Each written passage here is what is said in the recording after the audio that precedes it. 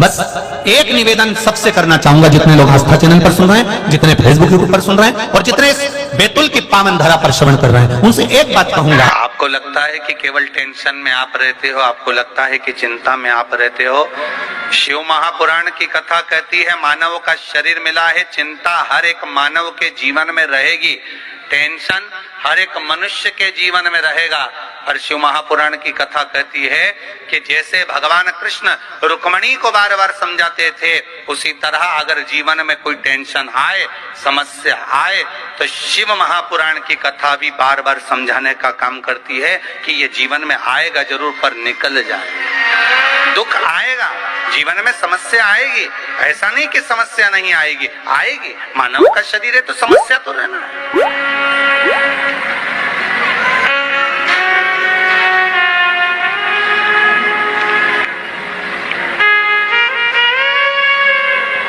रुक्मणी मैया खूब रोई। अब देखो भगवान कृष्ण की धर्मपत्नी रो रही हैं, उधर राम जी महाराज की कथा को उठाकर देख लो तो माता सीता रो रही है। समस्या आई कि नहीं आई माता जानकी के साथ में? राम जी पर भी समस्या आई, राम जी को भी टेंशन रहा, लखन लाल जी को भी टेंशन रहा, भगवान कृष्ण को भी टेंशन रहा। समस्या क्या नहीं आई? अगर मानव का देह मिला है, हम कहते हैं कि मनुष्य का शरीर मिला और आपको समस्या नहीं रहेगी, टेंशन नहीं रहेगा, या कोई तुमको बाबा जोगी मिल जाए, कोई ऐसा महाराज मिल जाए जो तुमसे कहे कि मैं तुमको ऐसा कर देता हूं कि तुम्हारी जिंदगी में कोई टेंशन रहेगा ही नहीं, तो चिंता तो होगी, टेंशन भी आएगा, समस्या भी आएगी। पर इतना याद रखना, मेरे भगवान कृष्ण रुक्मणी जी को समझा समझा कर चिंता कम कर देते हैं, राम जी सीता जी को समझाकर चिंता कम कर देते हैं, और राम जी और कृष्ण जी को चिंता आती है तो देवाधिदेव महादेव समझाकर कम कर देते हैं। उसी तरह आपके जीवन में भी समस्या आए, चिंता आए, आएगी, पर हमें भटकना नहीं, हमें शंकर की शरण में रहना, हमें शिव की चरणारविंद में रहना। हमारा तो केवल इतना सा निवेदन है, अभी तक सारे ज्योतिषाचार्य को दिखा लिया, अभी तक सारे उपाय कर लिए, अब एक उपाय मेरे शंभू का जरूर कर देते, एक उपाय मेरे भोले बाबा का जरूर करना। कच्चा चावल जो होता है ना, इस चावल को पका लेना, ठीक है? और जिसकी भी राशि में मंगल हो महाराज, और विवाह नहीं हो रहा है, जैसे बच्ची 32 वर्ष की हो गई और कहीं का 35 साल का, कहीं का 40 साल का अगर हो भी गया है, तो एक प्रयास जरूर कर। मेरे शंभू पर विश्वास रखकर चावल को बिना नमक का पका ले, ठंडा कर ले, उसमें 21 बेलपत्र, बेटी या बेटा जिसका विवाह करना है वो उसमें डाल दे। उस चावल को ठंडा कर बेलपत्र डालकर 5 शमी पत्र उसमें डाल दे, नाम और गोत्र, और उस चावल को ले जाकर किसी भी शंकर के मंदिर में शिवलिंग का श्रृंगार उस चावल से और बेलपत्री और शमी पत्र से कर दो। 7 लोटा पानी 7 भावर के लिए, और अच्छे वर, अच्छा घर, अच्छी धर्मपत्नी, अच्छा पति प्राप्त करने के 7 लोटा पानी चढ़ा दो, अपनी कामना कर पूजन कर चावल को वापस निकाल लो। शाम के समय, प्रदोष के समय पर उस चावल का विसर्जन कर दो किसी भी नदी में। 3 से 3.5 महीने लगेंगे जी, मंगल विवाह पक्का हो जाएगा। ना अंगूठी पिनाना है, ना नख पिनाना है, केवल शिव पर विश्वास। शिव महापुराण में कोई ऐसा उपाय नहीं लिखा वेद व्यास जी ने जिस उपाय में धन लगता।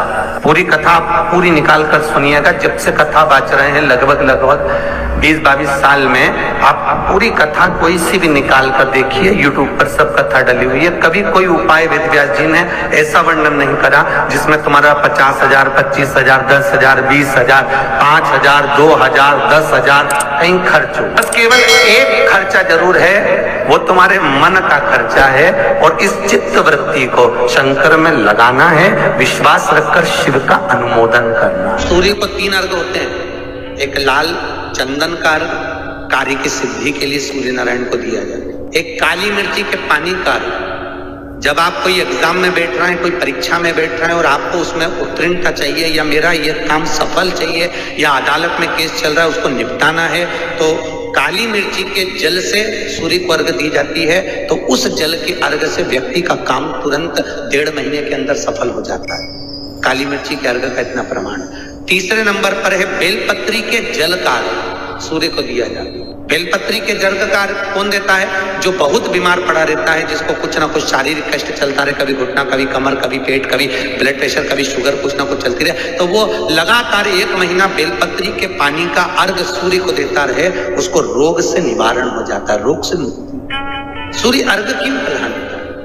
जैसे शंखों की प्रधानता होती है कि गणेश शंख आता है, शंख अलग अलग होते हैं, राक्षस शंख होता है, गणेश शंख होता है, विष्णु शंख होता है, दक्षिणमुखी शंख होता है, नारायण शंख, ब्रह्म शंख, शंख अलग अलग होते हैं। गणेश शंख के अंदर चांदी का सिक्का डाल दो, उसमें पानी भर कर रख दो, सवेरे सवेरे पानी, जिसको कम सुनाई देता है उसको आचमन कराओ, पानी पिलाइए। मात्र 15 दिन के अंदर श्रवण शक्ति बढ़ जाती है महाराज। उस बच्चों की जिनको सुनाई कम देता है उसको सुनना चालू हो। गणेश शंख होना चाहिए, वो शंख हो गणेश, और उसमें चांदी का सिक्का पड़ाओ, पानी डालाओ, उस पानी को सुबह सुबह पिलाइए। एक बात और अच्छे से समझ लीजिए, जो बच्चे चिड़चिड़े होते हैं, चाहे घर में बेटे हों, बहुएं हों, सास हो, ससुर हो, परिवार में छोटे छोटे बच्चे हों, चिड़चिड़ प्रवृत्ति करते हों या चिड़चिड़ा स्वभाव हो, जरा जरा सी बात में क्रोध आ जाता हो, बोलने का भान नहीं रह पाता हो, शब्दों के बाण चलते हो,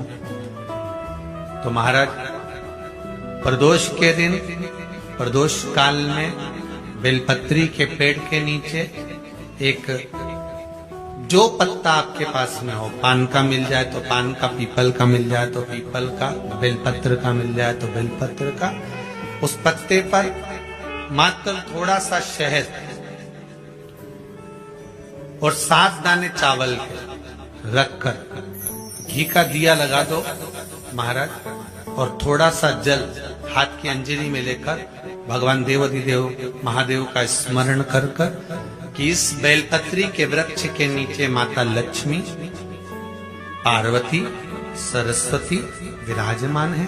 इसी बेलपत्री के पेड़ के नीचे मेरे देवाधिदेव महादेव का 12 ज्योतिर्लिंग का स्वरूप प्रकट है। उनका स्मरण कर कर जल चढ़ा दीजिए और उसका स्मरण कर लो जो चिड़चिड़ प्रवृत्ति करता, क्रोध करता, जिसको बोलने का भान नहीं होता हो, सम्मान नहीं देता हो, अपशब्द कहते हैं, उनका स्मरण कर कर आप छोड़ेंगे। एकदम एक प्रदोष करेंगे, दूसरे प्रदोष तक तो आपको कोई दिक्कत ही नहीं।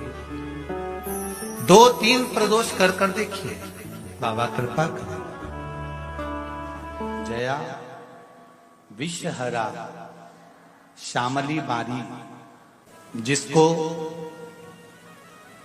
पूरी रात्रि भर स्वप्न नजर आते हो, पूरी रात ऐसा लगता हो कि जैसे फिल्म चल रही हो, सोते से स्वप्न ही स्वप्न दिख रहा है।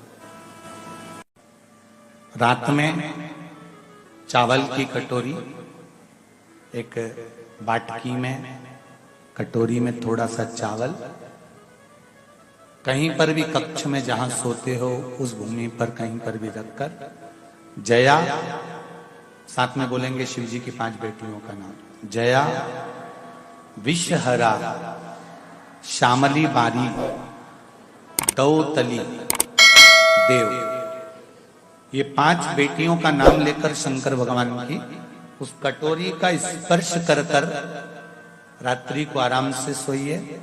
फिर दूसरे दिन उस कटोरी के चावल को कहीं पक्षियों के लिए जया विषहरा श्यामली बारी और दौतली का नाम लेकर डाल दीजिए।